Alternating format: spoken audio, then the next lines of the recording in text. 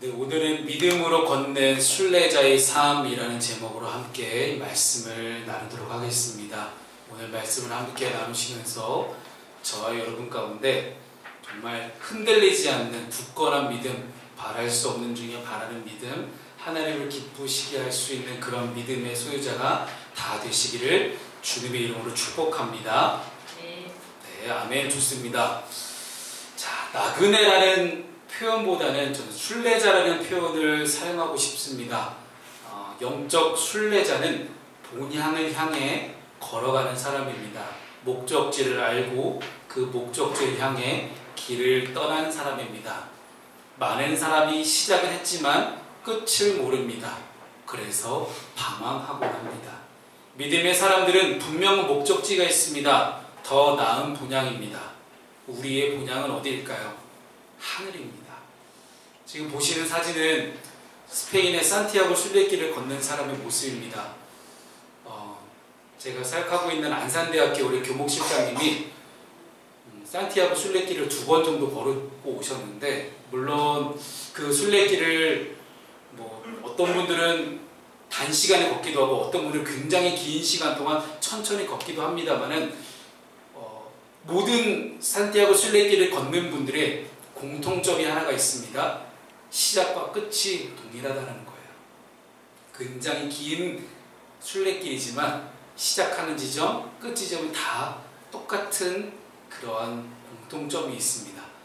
자, 우리는 공통점이 있습니다. 하나님께서 저와 여러분들을 만드셨고 우리의 끝은 하나님 나라입니다. 이 사실을 믿으십니까?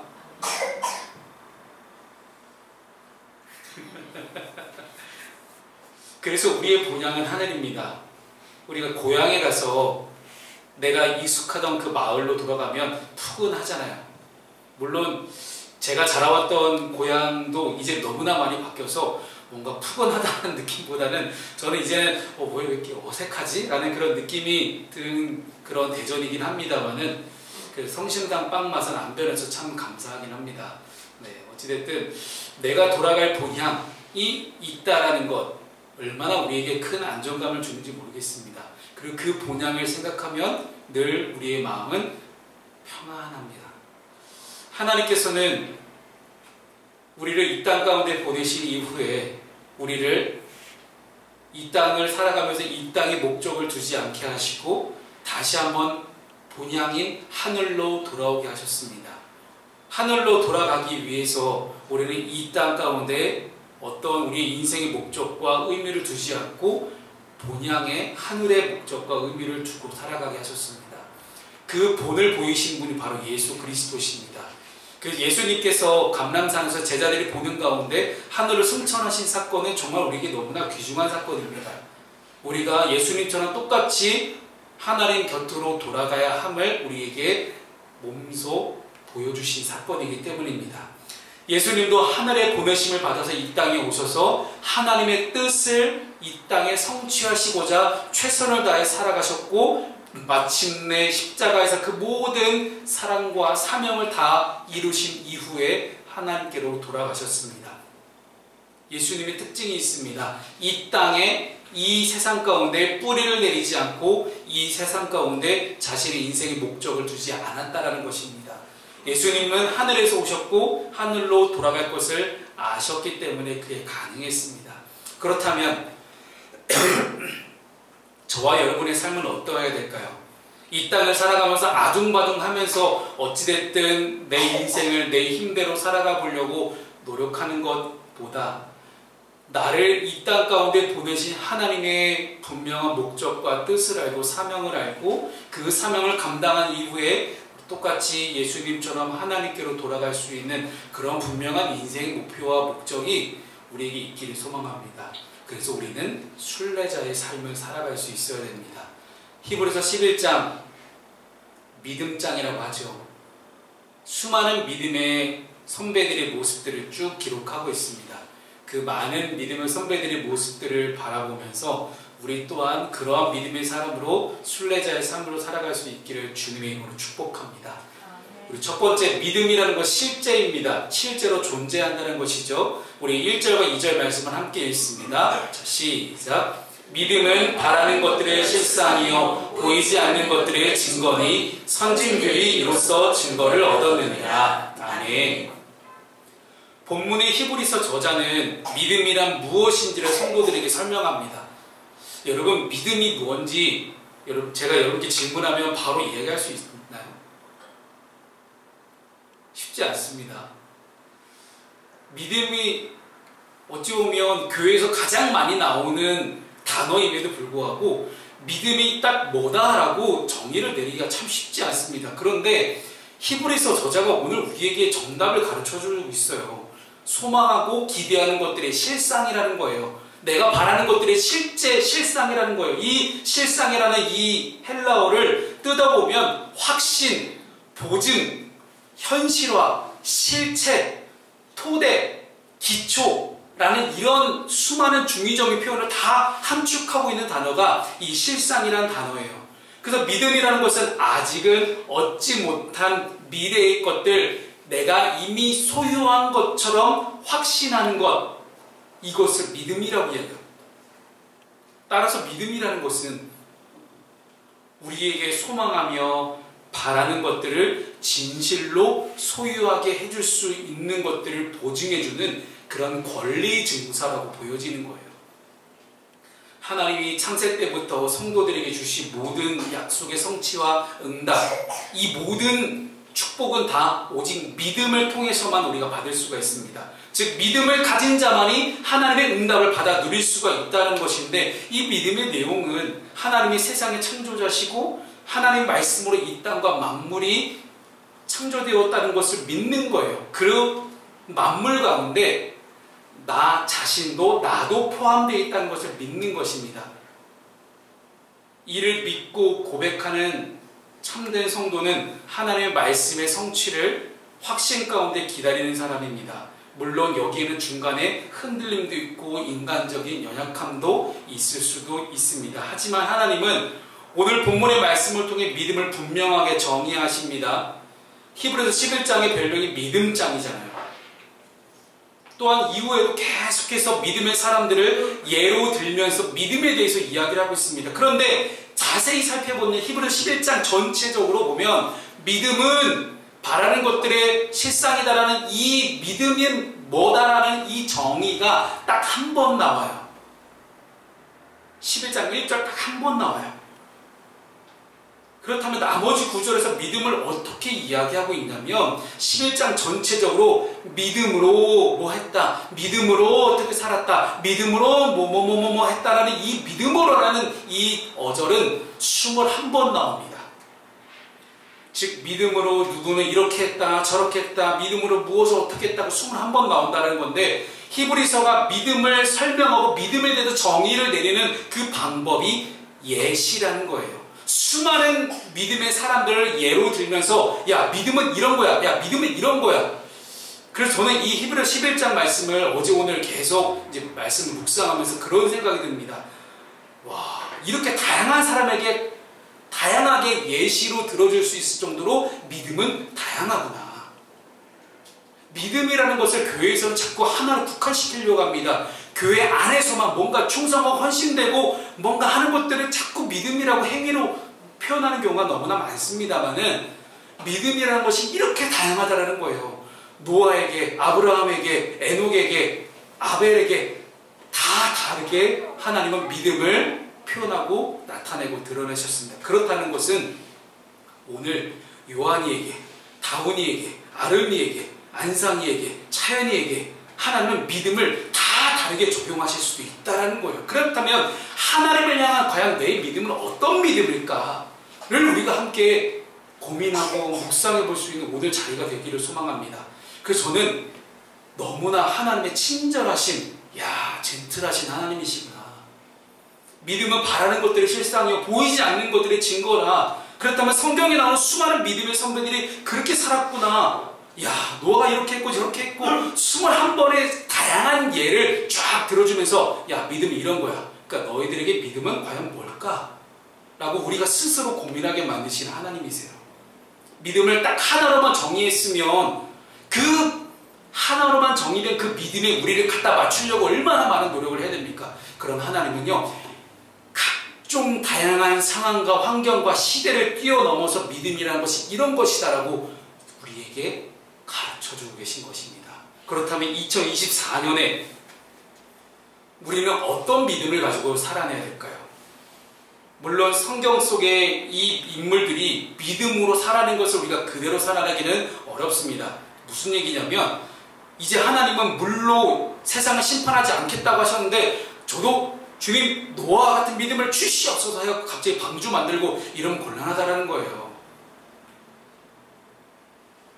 그들을 움직이고 살아내게 했던 그 원동력, 그 마음 가운데 자리 잡고 있었던 그 믿음, 그 믿음의 본질이 무엇인지 우리가 함께 깨달을 수 있기를 소망합니다. 제 아들 얘기를 해서 죄송합니다만 좀 얘기를 해보자면요. 자랑과 이게 자랑 아닌 게 섞여 있긴 합니다. 지난주에 지성이가 학교에서 수학 수행평가를 하나 보고 왔어요. 근데 이 두 문제를 딱 틀렸더라고요. 여기까지 자랑입니다.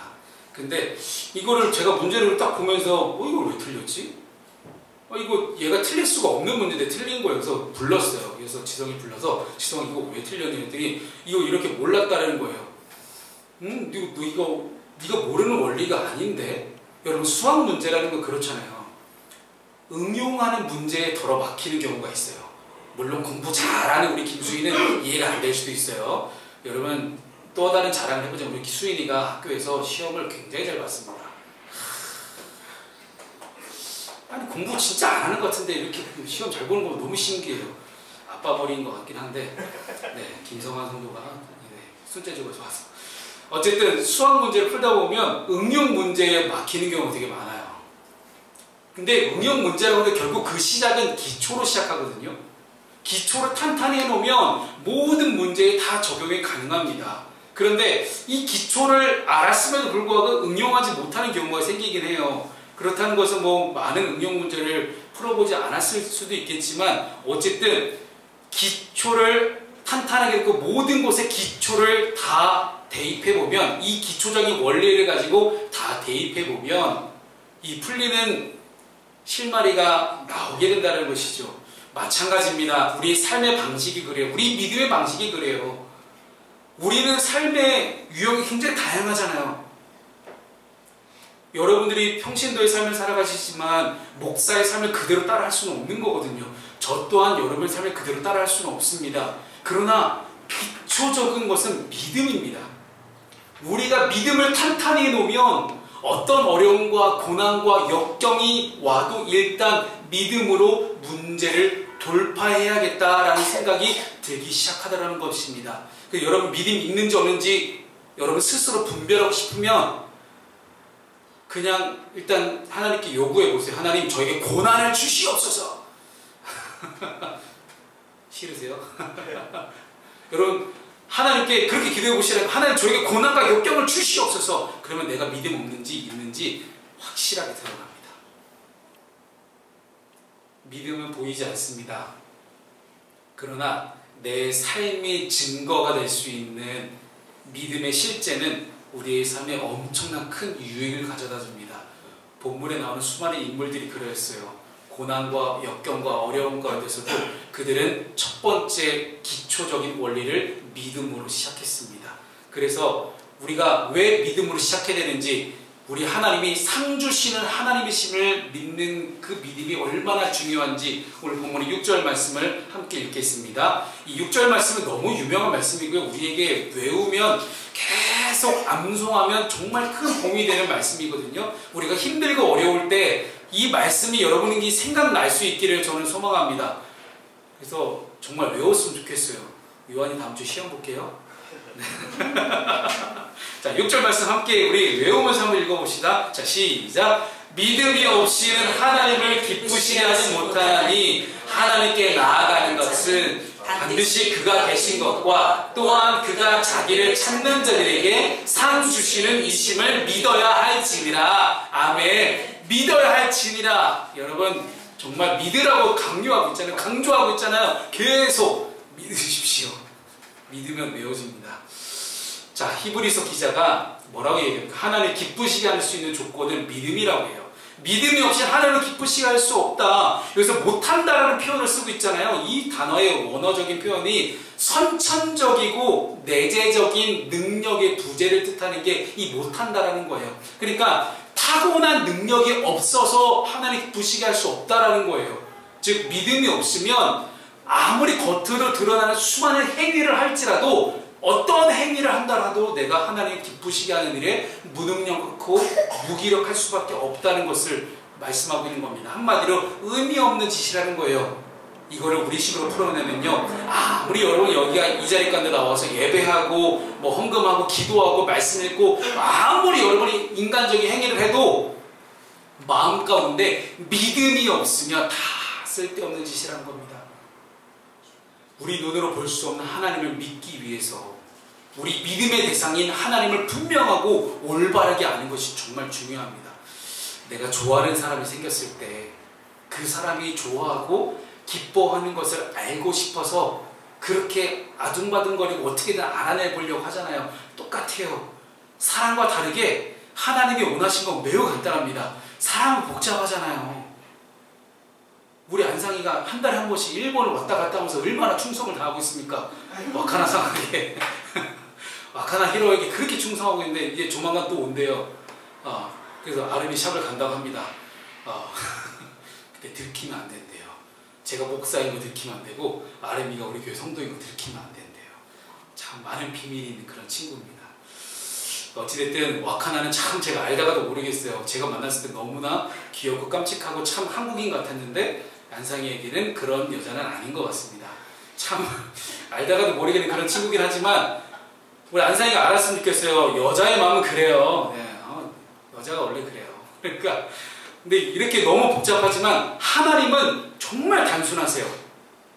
적어도 제가 믿는 하나님, 제가 경험한 하나님은 너무 단순합니다. 하나님은 하나님이 만드시고 보시기에 좋았더라 하셨던 그 사람과 친밀한 관계를 누리시는 것을 가장 좋아하세요. 그리고 그분을 찾는 사람들에게 풍성한 상을 주시고 싶어서 안달에 나신 분이에요. 너무 간단하지 않아요? 안 간단하신가요? 그러나 이 사실은 이런 하나님이 정말로 나와 친밀한 관계를 맺고 나에게 상 주시고 싶은 그런 분이라는 사실은 내가 하나님이 지금도 내 삶 가운데 역사하시고 나와 함께 하신 하나님이라는 것을 믿을 때만 가능합니다. 하나님은 그런 믿음을 가지고 계속해서 하나님을 찾고 구하고 두드리는 사람에게 그에 맞는 상을 베푸시는 하나님이시라는 것을 오늘 성경은 우리에게 말씀하고 있습니다.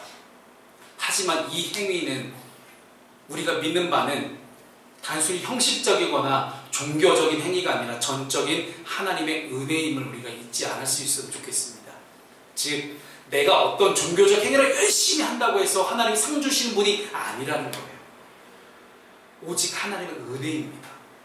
그래야 이 사실을 우리가 믿어야만 하나님께 대한 우리의 바람이 실망하지 않을 수가 있어요. 왜 그렇잖아요.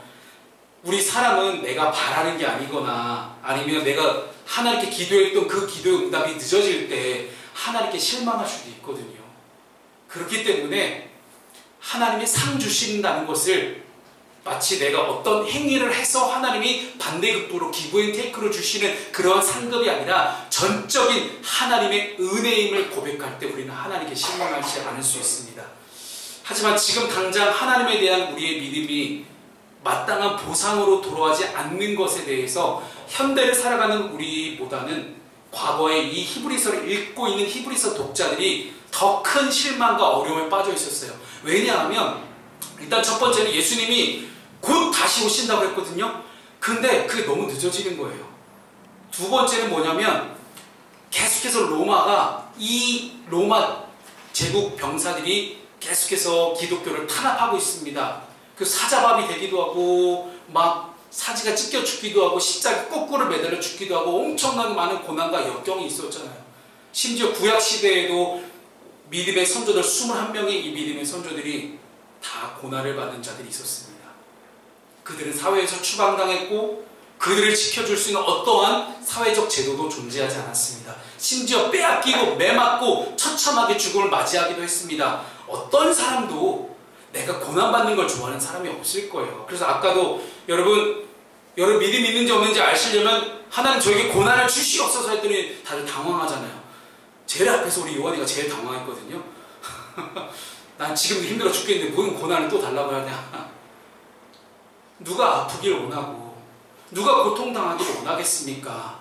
하나님은 사람을 창조하실 때 고난을 받으면 아파하고 피하도록 창조하셨습니다. 이것이 생존의 본능이에요. 정상적인 반응이죠. 그런데 초대교회 이 히브리서를 읽고 있는 이 저자들, 초대교회 믿음의 성도들 한번 보십시오. 이들은 돌로 치고 죽임당하고 십자가에 끄끌려 매달려 죽고 사지가 찢겨 죽고 톱으로 죽는, 썰려서 죽는 그런 아픔을 당해도 두려워하지 않았다라는 거예요.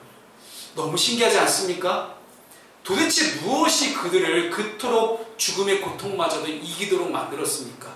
도대체 무엇이 이 구약의 인물들에게 이루어질 수 있을지 없을지도 모르는 그런 일들을 바라게 만들었습니까? 아니면 세상 사람들에게 손가락질 당하면서 헛된 소망 같은 것들을 품게 만들었습니까? 그것은 바로 하나님을 향한 믿음이었습니다. 이 믿음은 추상적이거나 허황되거나 막연한 확신 정도가 아니에요. 그들은 하나님 반드시 계신 것을 알았습니다. 하나님께서 상 주시는 이심을 분명하게 믿었습니다. 하나님께서 자신의 삶을 확실히 책임지시는 분이심을 그들은 믿었습니다. 그들이 세상을 바라보는 관점이 그랬어요. 우리 그리스도인에게 필요한 관점이 바로 이런 관점입니다. 단지 내 눈에만 보이는 이 땅이, 이 세상이 전부가 아님을 그들은 알고 있었던 것입니다. 이 땅에서 아무리 고난을 받아도 그것은 잠깐 받는 것일 뿐 내가 돌아갈 본향은 하나님 나라이구나. 그 하나님 나라에 계신 하나님께서 지금도 나와 함께 계시면서 나에게 상을 주시려고 지금 열심히 일하시고 노력하시는구나를 그들은 깨달았기 때문입니다. 그래서 이 땅이 아닌 하늘의 고귀함과 존귀함을 정확하게 파악하고 그들이 받을 영광이 얼마나 찬란하고 놀라운지 그들은 소망하고 있었습니다. 그래서 어떤 궁핍과 환난과 고난과 역경이 다가와도 그들의 삶과 그들의 믿음과 그들의 의지를 꺾을 수가 없었다라는 거예요.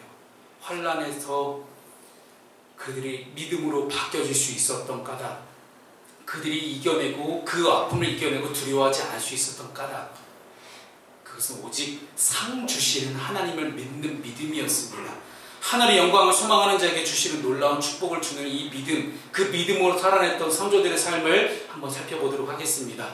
오늘 본문 16절의 말씀을 함께 보겠습니다. 16절 시작. 그들이 이제는 더 나은 본향을 사모하니 곧 하늘에 있는 것이라. 이러므로 하나님이 그들의 하나님이라 이름을 받으심을 부끄러워하지 아니하시고 그들을 위하여 한 성을 예비하셨느니라. 아멘. 이 믿음의 성도들의 예시를 보게 되면요, 우리가 착각에 빠질 수 있는 부분이 하나가 있습니다. 우리의 믿음을 행위를 통해서만 얻을 수 있다고 착각하는 거예요. 왜냐면 노아는 방주를 지었잖아요. 그러니까 그런 행위를 우리가 나도 해야 되지 않을까? 그런 헌신을 뭔가 해야 되지 않을까? 막 교회에다 막 건축한 거 막 엄청난 쏟아붓고 막 그런 거 해야 되는 거 아닌가? 하는 내 믿음을 그렇게 증명해야 되는 거 아닌가? 하는 그런 생각이 들 때도 있어요. 하지만 이 히브리서 11장에 나오는 수많은 예시들을 봤을 때 내 행위로 하나님께 믿음을 증명해야 하는가라고 질문할 때 절대 그렇지 않습니다. 우리가 믿음을 실상으로 실제로 드러낸다고 할 때 그것은 단순히 주변의 형제자매 된 우리 지체들에게 혹은 주변의 불신자들에게만 해당되는 것은 아닐 것입니다. 우리가 믿음으로 살아가야 되는 까닭, 하나님이 내 믿음을 진짜 믿음으로 하고 인정해 줄 수 있는 그 중요한 부분은요, 내가 믿음으로 살아낼 때 하나님께서 인정해 주시는 거예요. 주변 사람들도 분명히 인정할 겁니다. 하지만 실제로 우리가 믿음으로 살아낼 때 세상 사람들은 우리를 인정 안 해줍니다. 많은 사람들이 우리를 손가락질 할 것이고요, 미쳤다, 헛되다, 야 어리석다라고 아마 이야기할 것입니다. 하지만 그렇게 손가락질 받는다 할지라도 믿음의 사람들처럼 우리가 믿음으로 살아낼 수 있는 용기가 우리에게 있기를 소망합니다. 본문 4절을 보게 되면 아벨의 믿음을 예물을 통해 확인하셨다고 하나님 증언하십니다. 물론 가인과 아벨의 제사의 차이에 대해서는 아직도 신학자들 사이에서 굉장히 많은 다른 의견들이 있습니다만은 성경을 바르게 보고 해석해 봤을 때 가인은 하나님 앞에서 의롭게 선한 마음으로 제사를 드리지 않았기 때문에 하나님이 받으시지 않으셨던 거였고, 반대로 아벨의 제사를 받으신 이유는 아벨은 믿음과 의로움으로 제사를 드렸기 때문입니다. 이거를 우리가 겉에서 보고 판단할 수 있어요? 몰라요. 우리는 이 시간에서 지금 여기 앉아있는 저와 여러분이 어떤 마음으로 예배하고 있는지 저는 솔직히 모릅니다. 여러분 뭐 아세요? 내 옆에 있는 우리 다원이가 아름 언니 보면서 이 언니가 지금 예배를 제대로 하고 있는지 진짜 믿음을 하고 있는지 우리는 몰라요. 알 수가 없어요. 하지만 하나님은 아신다라는 거예요. 가인과 아벨의 제사 뭐가 잘못됐는지 우리는 모릅니다. 겉으로 볼 때는 모르지만 하나님은 그 속마음을, 진짜 마음을 아셨기 때문에 가인의 제사는 받지 않으시고 아벨의 제사만 받으셨다는 이야기입니다. 하나님은 아벨과 가인의 제물의 종류를 보신 게 아니었습니다. 그 제물을 바치는 사람의 어떠함을 보고 하나님은 제사를 받으셨던 겁니다. 즉 제사에서, 즉 우리 예배 가운데서 가장 중요한 것은 제물의 종류나 많고 적음에 있지 않고 제사를 드리는 그 사람의 마음가짐입니다. 우리 또한 오늘 예배를 통해서 우리의 마음가짐과 믿음과 의로움을 나타낼 수 있기를 소망합니다. 5절에서 에녹이라는 사람이 나오죠. 에녹은 하나님을 기쁘시게 하는 자라는 증거를 받았습니다. 일평생 동안 하나님과 동행했던 사람이라고 창세기는 기록하고 있어요. 그의 삶은 하나님이 너무나 기뻐하는 삶이었고 하나님이 증거하시는 삶이었습니다. 우리가 삶으로 믿음을 나타내고 드러낼 때 주님께서 그 삶으로 드러난 믿음을 기뻐하시는 하나님이십니다. 그렇기에 다른 누구보다 하나님 앞에서 믿음으로 살아내고 그 믿음을 드러낼 때 하나님은 결국 에녹을 죽지 아니하시고 바로 하늘로 올리시는 그러한 놀라운 은혜와 축복을 경험하게 하셨습니다. 그런데 여러분 여기서 분명하게 짚고 넘어갈 게 있어요. 야, 부럽다. 야, 죽음의 고통을 겪지 않고 그냥 하늘로 올라갔네? 그런 사람이 에녹과 엘리야잖아요. 에녹과 엘리야를 부러워할 까닭이 없어요. 왜냐하면 에녹과 엘리야는 이 땅을 살아가도 하나님과 동행하던 사람이었고 죽지 않고 하늘로 올라가도 어쨌든 거기서도 하나님과 동행하는 사람이었기 때문에 하나님과 관계를 맺고 동행하는 것이 중요하지 내가 죽었네 안 죽었네 이게 중요하다는 게 아니에요. 그래서 우리가 장례식장에 가보면 믿는 분이 돌아가셨을 때, 믿는 가정 가운데서 돌아가셨을 때 그 믿음은 천국 본향을 사모하며 돌아가셨구나, 잠시 잠깐 헤어지는 것이구나라는 것들을 분명 우리는 느끼고 알게 됩니다. 그 다음에 노아라는 사람이 나오게 됩니다. 노아는 하나님께 사전에 홍수에 대한 이제 예보를 받습니다. 아니 노아가 홍수에 대한 경험이 있어서 뭐 쓰나미가 확 몰려온 경험이 있어서 야 나 미리 방주 만들어야지 했던 게 아니잖아요. 그냥 하나님은 노아가 가장 당대에 의로운 사람이었기 때문에 노아에게만, 의로운 한 명 노아에게만 장차 일어날 일들을 알려주셨습니다. 아직 보이지도 않아요. 아직 뭐 비가 내린다는 어떤 징조도 없어요. 일기예보가 그때 어디 있겠습니까? 그런데 그 하나님의 경고를 받아서 믿음으로 그는 방주를 준비합니다. 100년을 준비합니다. 노아는 의롭다 여김을 받고 의의 상속자가 되어서 수많은 사람들이 손가락질했겠죠. 아니 지금 저는 큰 배를 왜 짓는 거야 미련하게.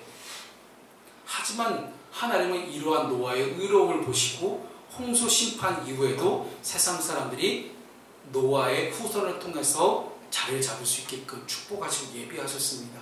그런 노아의 믿음은 아직 일어나지 않은 일에 대한 분명하게 준비하는 믿음이었고 하나님께 순종할 수 있는 그런 믿음이었습니다.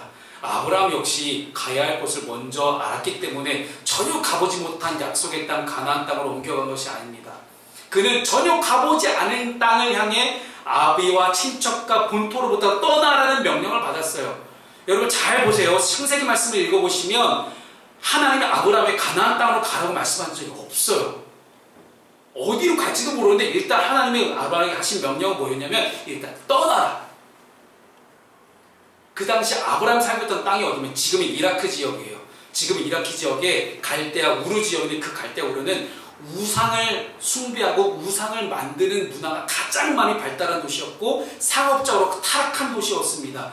근데 이 도시에서 아브라함이 계속 머물고 있으면 거기서 하나님 나라를 만들 수 없기 때문에 일단 떠나라고 하신 거예요.